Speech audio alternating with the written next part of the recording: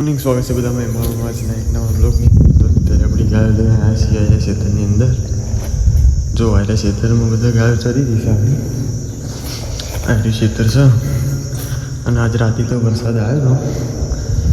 જેના ગામમાં આવ્યો હોય વરસાદ આજ જઈ રાતે થોડો માપનો આવ્યો તો અમારા ગામમાં. તમારા ગામમાં બહુ વધારે આવ્યો કોસો આવ્યો એ કોમેન્ટ કરજો બરાબર. જોઈ લો ગાયો આજ તો ચરતી નહીં બરાબર.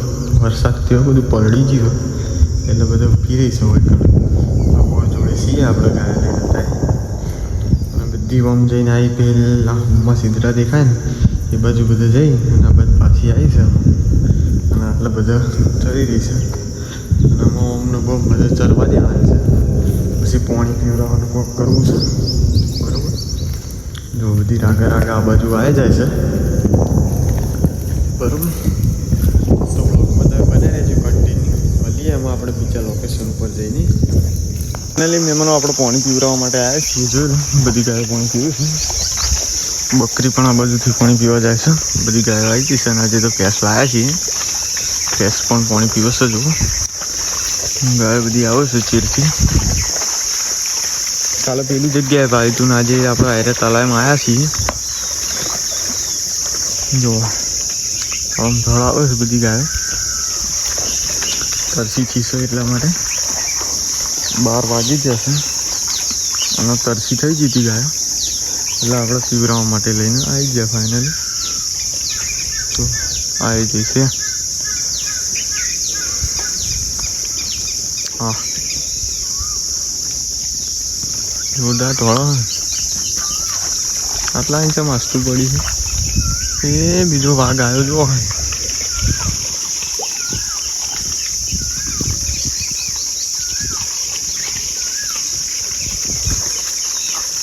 ઓ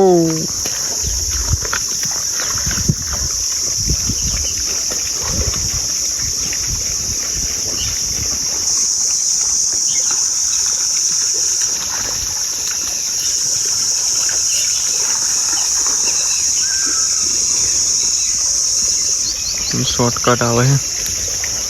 હા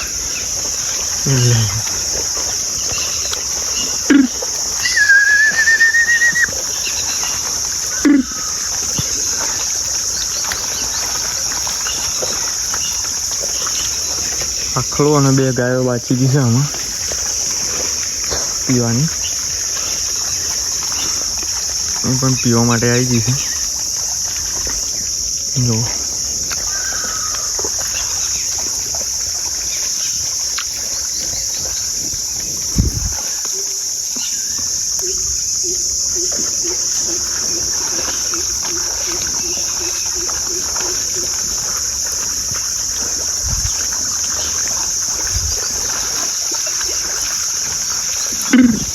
ઓ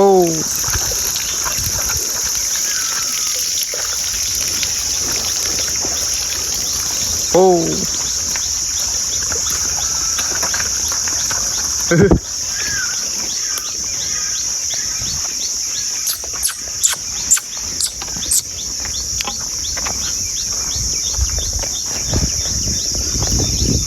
તો બ્લોગમાં બનાવી દઈશું કન્ટિન્યુ. મળીએ આપણે સીધા ત્યાં જઈને. ફાઇનલી મહેમાનો આપણે પાણી પીવડાવીને એક ખેતરની અંદર આવ્યા છીએ. જોઈ લો આપણને લસકાવાળા ખેતરની રજા મળી છે. આ લસકાવાળું ખેતર છે એની રજા એક ભાઈએ આપી છે અને ભાઈએ એમ પણ કીધું છે કે પેલું જે લસકાનું દૂર પડી છે ને એ ગાયોને બધું ખાઈ જવા દેજો બચારીઓને. કેમ કે અત્યારે વગડામાં પડશે નહીં એટલે ભાઈએ કહી દીધું કે દૂર ખાઈ જવા દેજો ગાયોને.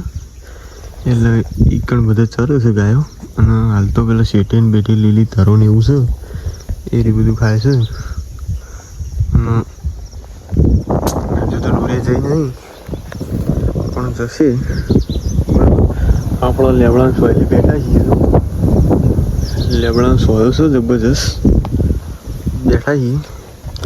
ગાય બધી ચરે જાય છે એવું બધું ચાલી રહ્યું છે. ચા બા પી અને બધા આવ્યો છું. એક જણ પેલી બાદ બેઠું છે, એક જણ આ બાજુ, 2 જણા. તો બ્લોગમાં બને રહેજો. મળીએ પછી. તો ફાઇનલી મહેમાનો બધી ગાયો હોય ને આ ખેતરમાંથી આમ જઈશું. જો બધી ચરતી નાહી દઈશ. અરે ભૂકો ખાવા પી રહી નહીં આમ જતી રહીશે બરાબર. આમ વળી છે આમાં આપણે એ બાજુ જવાનું થશે ફાઇનલી. 3 વાગવા આવ્યા છે એટલે બધી ગાયો એ બાજુ જાય છે. આમાં ડાયરેક્ટ આપણે જશું ચારતા ઘર બાજુ. જેમ કે જતા હજુ તો હોય 4 વાગી જ જા. જેમ કે આપણે આવ્યા છીએ 2 કિલોમીટર સેટા એટલે લગભગ વાર તો થાય જ જતા બરાબર. તો જો ગાયો તો બધી જતી રહી. આ એકલું રહ્યું હોય કાં તો હું આને લઈ અને હું લઈને જાઉં છું. પેલી બાજુ પાણીનો બાટલો પડ્યો છે એ લઈને મારી જાઉં. તો તમે બ્લોગમાં કન્ટિન્યુ બને રહેજો. મળીએ આપણે સીધા ત્યાં જઈને બરાબર. જો ગાય બધી નહીં જઈશે તોથી ગાયો ચરતી આ બાજુ આવી છે. શું પછી ભી રહેતી નહીં. હમણાં ડાયરેક્ટ ઘેર જતું જવું હે.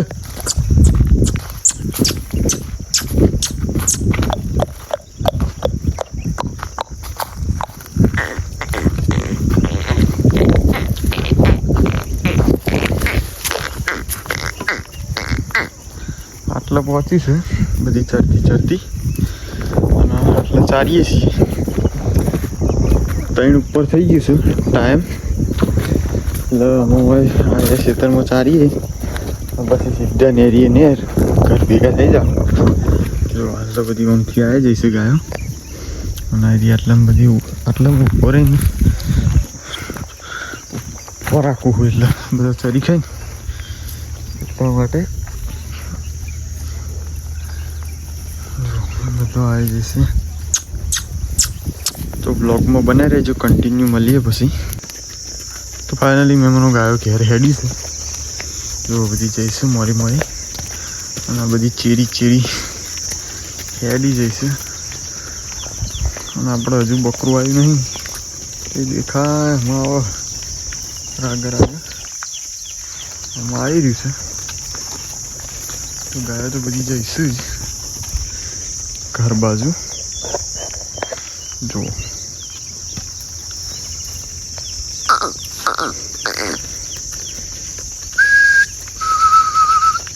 ભેંસ આવી છે. આજે બકરું આપણે આવી ગયું છે ફાઇનલી. એમાં જોઈ લો આ બાજુ આવશે.